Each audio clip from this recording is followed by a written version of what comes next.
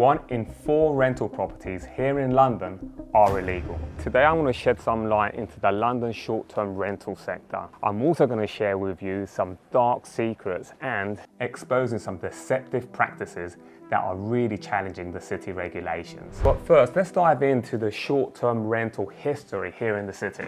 Specifically, let's look at Airbnb because it's the biggest platform out there. So if we go back to 2007, you had 3 friends, I believe they were flat sharing, and they rented out, I believe it was their mattress. And from there came a new business, which was Airbnb. Rolled it out to what we see today, which has gone across over 200 countries, and one can say they've been very successful. And it's rolled out to more than just a mattress or a couch. I mean, you got whole houses, you got studios, you got boats, and just very unique properties, which gives holidaymakers really a unique experience that perhaps they never even had access to 15 to 20 years ago. So let's look at the benefits of the 3 main stakeholders. Holidaymakers, accessibility to countries and cities that perhaps they never had before. Unique experiences, which of course, again, more so than your traditional and typical hotels, they now get to access and be part of the local community, even if it is for a few days. And let's not forget business trips as well. As business owners or people who work for corporate companies, they also look at not only hotels, but also Airbnb. So one can say that for business in cities and different parts of the world, it has also been a huge benefit. So let's look at the benefit to landlords. Well, we know that profit margins are much higher. You have the flexibility of having the property available whenever they want as well, whether it's for family members or perhaps they don't even live in London, and now they have the luxury of actually coming to London and living in their own property, even if it is for a few weeks or months at a time. Maintenance, what we also have seen is that landlords have perhaps found that management and maintenance with an agency was very expensive. Now they can afford to do that with a management company. They get a higher income and a hands-off approach. So more money, less work. Who wouldn't want that? And then when we look at tax benefits, there's a number of tax benefits when compared to short-term to long-term rental. What about the local community and neighborhood? Well, businesses do thrive, especially in these boroughs and neighborhoods that do tend to have more tourists coming in. More business means more taxes, so that benefits the council as well. So a number of benefits there. But what about renters? Have the renters have any benefits at all? Well, I failed to see any but one. And this is something that we've experienced, which is when renters want to commit to a long-term rental in a certain neighborhood, usually what they do if they have time and a little bit of money, of course, is they tend to do a short-term rental in the area for a couple of weeks just to scope out the area, morning, evening, live in the area, talk to the local neighbors and get a real feel. So that's a real benefit, especially for those long-term renters before they actually commit to that long-term rental. And so it's all happy days. It's a win-win-win-win situation.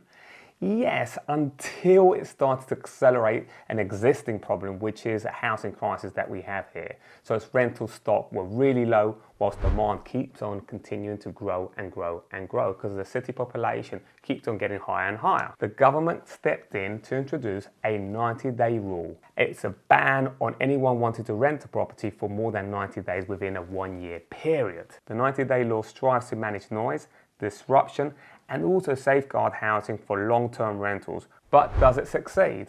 Well, if we look at Wired UK reported that in 2019, London had a whopping 80,000 properties listed on Airbnb. Shockingly, 23% of those, so that's 18,000, were suspected to be breaching the legal 90-day limit. And I'm going to suspect that that number is even higher today. Not only because there's more people coming into the city today, but also because landlords are facing much more financial challenges. So what's Airbnb done to help this 90-day rule? Well, they've introduced this clever algorithm whereby it blocks the host wanting to continue renting the properties beyond the 90-day limit. But of course, when it comes to homeowners, landlords, and these agents who specialize in short-term rentals, they also have very clever ways and Airbnb agents to trick the algorithm so it won't recognize the listing. In addition, let's not forget that Airbnb are not the only kid in the block. So agents can bounce from different platform to platforms, completely avoiding the 90-day rule. So much so that again, it's on the political agenda and it's right high up there. They say that this is going to be key and critical in fixing the rental issue that we have here in the city. In fact, in this recent article, the London Mayor calls for more regulations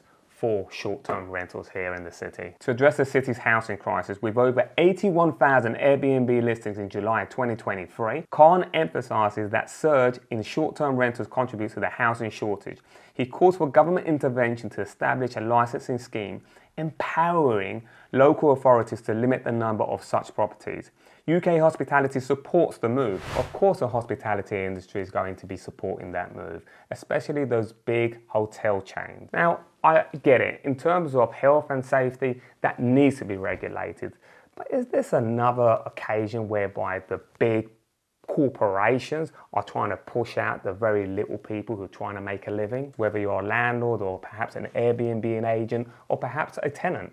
Let me know your experience on the comment below. And the article also comments about the London Borough of Camden, which I would assume has a lot of short lets. Of course, you've got Camden Town and other neighbourhoods that attract a lot of tourists. They go on to say that they had around about 4,000 registered short lets. And of those 4,000, they suspect that they were almost 23 to 24% that exceeded the 90-day rule. So there are a number of proposals for short-term regulations in England. Let's start with the registration scheme. So this just gives more data to local councils to make perhaps better decisions, but also to enforce regulations. The other thing is a license. This license gives the local authority the power to actually go in and actually say, yes, you can do a short let because you meet all the health and safety standards and so forth. Planning permission as well. Not sure what that's about, but again, it could be certain areas, certain neighborhoods, whether they meet certain regulations, and the way that they can tax this short-term rental. It's always about the money, right?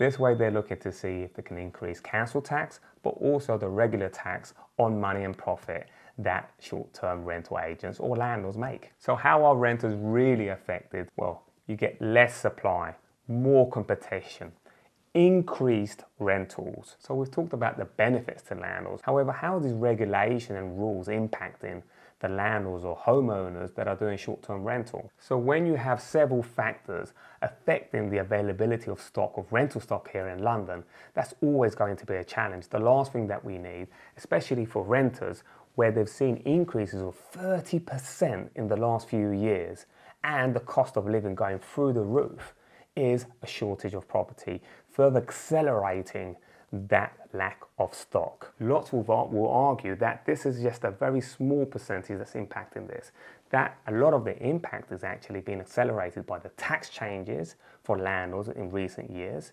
compliance, so landlords getting fed up, and also the increase of mortgage rates. More about that in my other video. Of course, you have those portfolio big corporate landlords who are milking the short lets, and they have 15, 20 properties, and it's a big empire, and that of course is going to have a huge impact. What about those small landlords who have one property or two properties, and they depend on that for their living, or perhaps their pension, and they bought those properties with that in mind? Without that short let, taking it to a long let just won't really make sense. In fact, if anything, they won't even be able to pay their mortgage. What's fair? It seems there are lots of losers here, and it seems that the winners actually, depending on what happens next year, is going to be the hospitality industry, with those big hotel chains having a monopoly again. So some will say that landlords are being forced into the short-term rental industry to be able to pay those mortgages that have gone double, sometimes even triple. So let me know your thoughts on the regulations. Is it a good thing? Is it a bad thing? I'm curious. Leave me a comment below.